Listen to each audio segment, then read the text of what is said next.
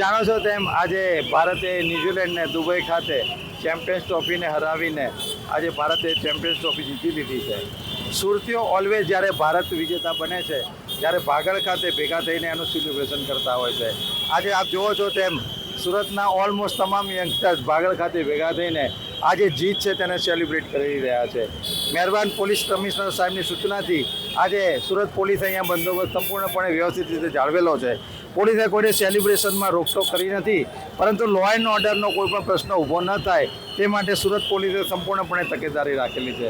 આપ જાણો છો તેમ અત્યારે પવિત્ર રમઝાન મહિનો ચાલી રહેલો છે અને મુસ્લિમ બિરાદરો જ્યારે પોતાના રોજા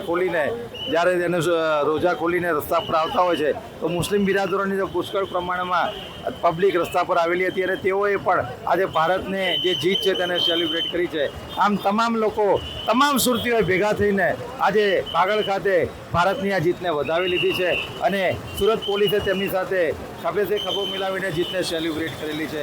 જેથી સુરત પોલીસ વતી તમામ ભારતીયોને આ જીતના અભિનંદન પાઠવું છું અને કોઈપણ જાતનો બનાવ બનેલો નથી, જે માટે તમામ સુરતીઓનો હું પોલીસ વતી એ લોકોનો ધન્યવાદ અદા કરું છું। Thank you.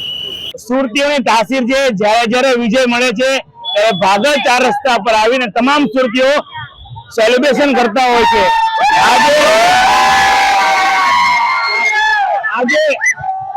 આજે એ ઉત્સાહ વધારવા મને પણ સૌભાગ્ય મળ્યું છે, એટલે તમામ સુરતીઓનો ઉત્સાહ વધારવા હું જાતે આજે ભાગળ ચાર રસ્તા આવ્યો છું અને તમામ સુરતીઓ વતી હું ભારતીય ટીમને ખૂબ ખૂબ અભિનંદન પાઠવું છું।